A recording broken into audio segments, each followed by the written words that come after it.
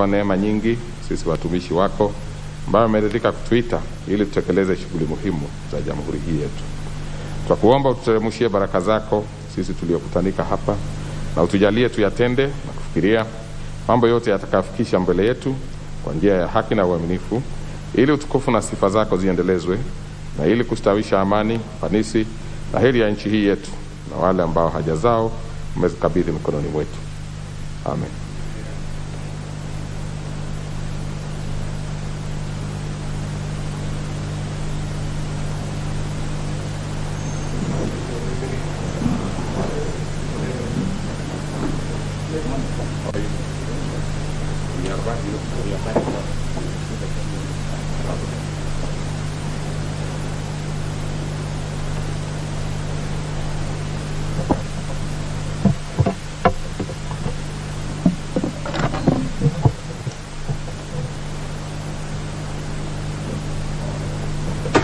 Other members, like is now the usual norm, we do not have the required numbers, and therefore I will order that the bell be rung for 10 minutes.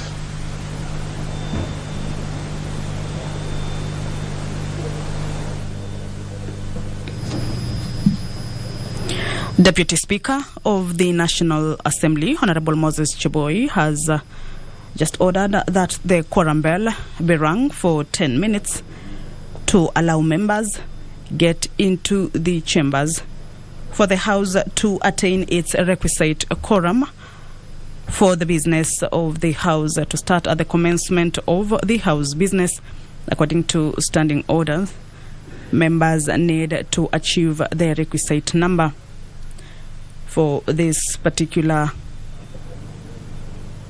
purpose, members are expected to be around 50 of them in the chambers, 50 members in the chambers for the commencement of the House business. So members will be given 10 minutes for those who are yet to step into the chambers to be able to get into the chambers, and once then requisite number has been achieved, then the House can commence its business. On the order paper this morning, members will be looking at a total of 31 bills that are scheduled for second reading. The Information Communication Technology Practitioners Bill, National Assembly Bill number 38 of the 2021, is one of the topmost bills on the order paper this morning. It is a bill tabled by Honorable Godfrey Osutsi and will be a resumption of debate interrupted on Wednesday, March 2nd of 2022 in the morning sitting. The Criminal Procedure Code Amendment Bill, National Assembly Bill number 41 of 2020 by Honorable Nelson Koech, will also be read for the second time. And the principal object of this bill is to amend the Criminal Procedure Code, Cap 75, to make provision for the mandatory execution of bond for offences other than murder, treason, robbery with violence, and attempted robbery with violence for persons arrested without warrant. The current provision makes it discretionary for officers to issue bond, and which discretion is subject to abuse. This is according to the author of this particular bill, that is by Honorable Nelson Koech, that the bill seeks to amend the Criminal Procedure Code to make provision for the mandatory execution of bond for offences other than murder, treason, robbery with violence, and attempted robbery with violence for persons arrested without warrant. According to the author, the current provisions makes it discretionary for officers to issue bond, and which discretion is subject to abuse.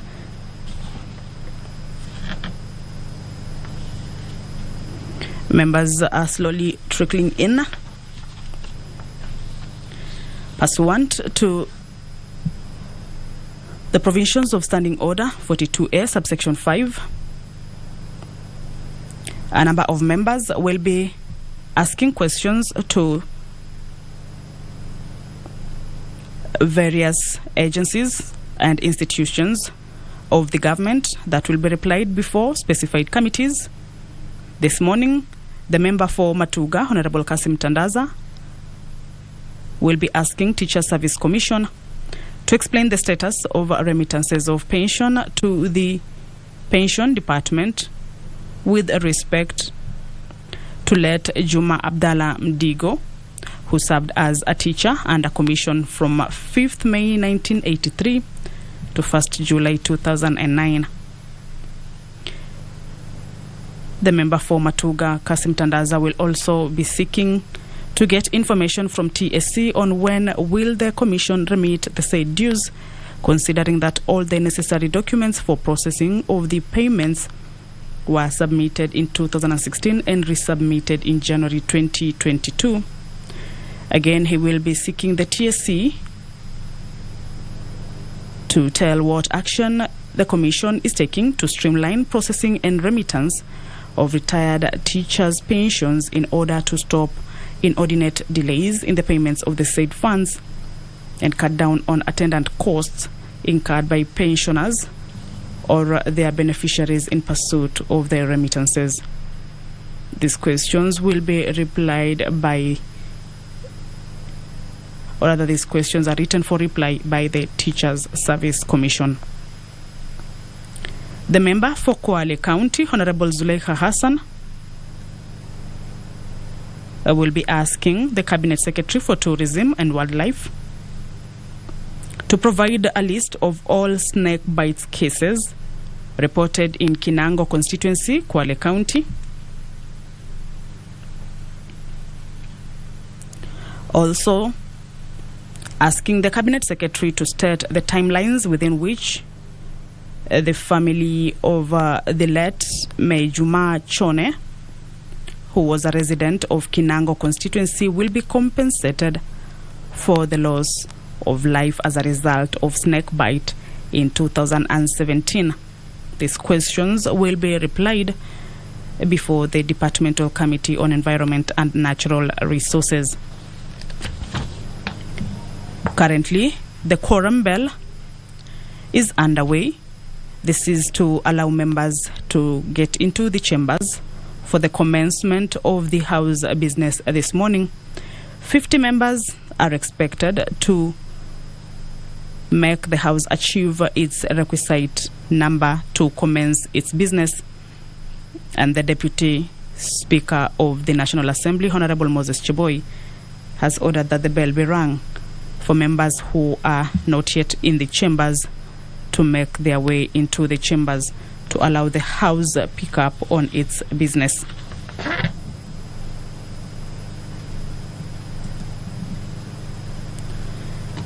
The Children Amendment Bill, National Assembly, Bill number 46 of 2020 by Honorable Peter Kaluma,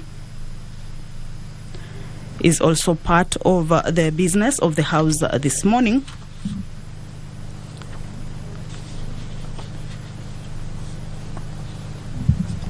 And the principal object of this bill is to amend the Children Act number 8 of 2001 to be in conformity with the Constitution. The bill seeks to vest equal responsibility for parental care and protection of a child in both the mother and the father, whether they are married to each other or not. The bill further provides that neither the father nor the mother of the child shall have a superior right or a claim against the other in the exercise of such parental responsibility.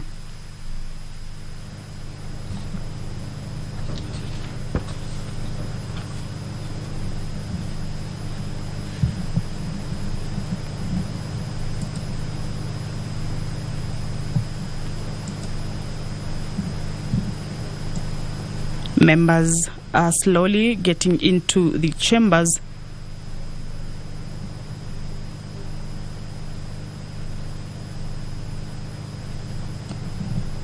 for the House to start its business.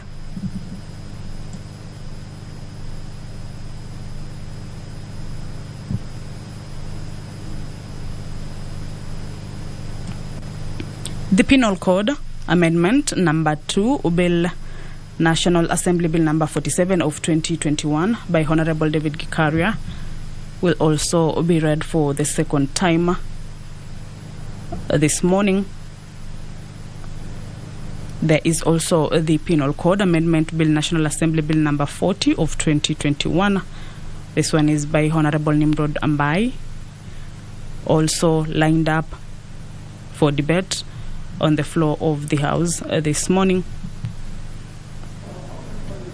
We still do not have the required numbers, so I add an extra 5 minutes to see if we could raise the numbers.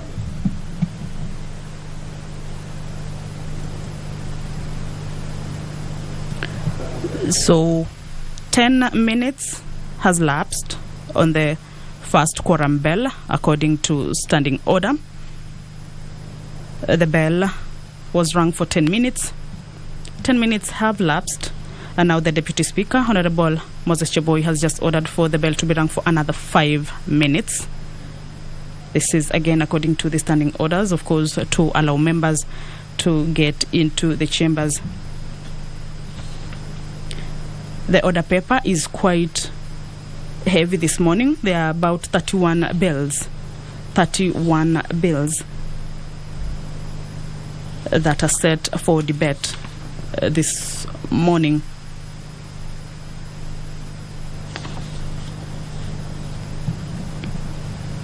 The Poverty Eradication Authority Bill, National Assembly Bill number 13 of 2020. This one is by Honorable John Waluke.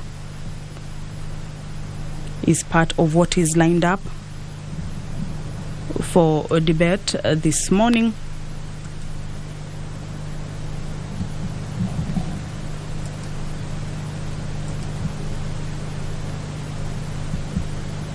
The National Government Constituency Development Fund Amendment Bill, National Assembly Bill number 34 of 2021 by Honorable Tindi Mwale, that seeks to amend the National Government Constituency Development Fund Act number 30 of 2015 to increase the minimum share of all the national government share of revenue appropriated to the National Government Constituency Development Fund from 2.5% to 5%. Is also Chief Whip, Honorable Emmanuel Wangwe. They are trickling into the chambers. Behind him, a number of members, of course, walking in with him. Remember, currently, the quorum bell is underway. This is the second quorum bell after the first 10 minutes lapsed. An order of 5-minute quorum bell be rung has just been issued by the Deputy Speaker of the National Assembly. 50 members are required to be in the chambers for today's, or rather for the commencement of the business this morning.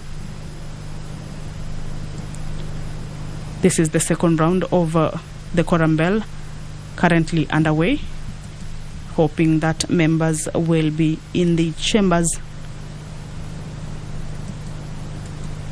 to allow or to enable the House pick up on its business this morning.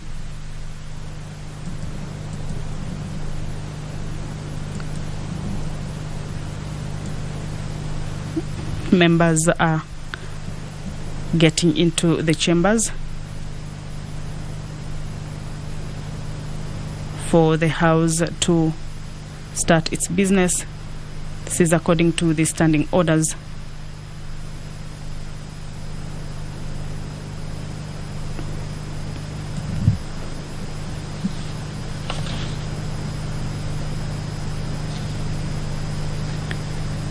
The Higher Education Loans Board Amendment Bill, National Assembly Bill number 29 of 2020 by Honorable Gideon Keter, that seeks to amend the Higher Education Loans Board Act to waive the imposition of interest on the principal amount of a loan advanced to the youth and person with disabilities until such time as they have secured their first employment. Secondly, it sets the percentage of interest that may be charged on the loan advanced at 3%. The bill also provides that the penalty charged on defaulting of the loan shall be charged after securing employment or 5 years after completion of studies. The aim of the proposals in this bill is to reduce the financial burden on recent graduates who are expected to pay large sums of money to Higher Education Loans Board even before securing employment or becoming financially stable. This is a bill tabled by Honorable Gideon Keter and is one of the bills lined up for debate on the floor of the House. It is at the second stage. It will be read for members. The second time. Order.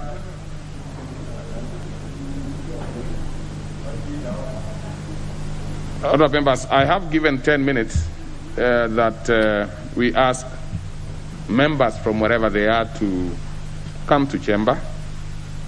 We, at this point in time, have 39 of us, and of course the 2 whips are out, waiting to come in. So even if they were to come back, we'll be 41. So what that means is that we do not have quorum even after having given the extra 5 minutes. So, honorable members, I will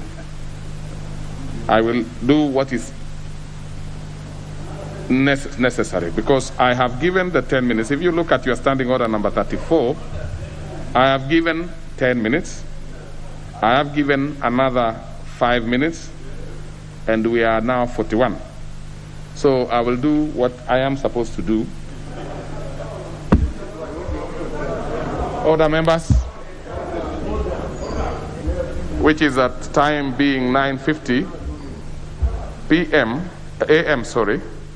This House will stand adjourned till Wednesday, this afternoon, the 23rd March 2022 at 2:30 p.m.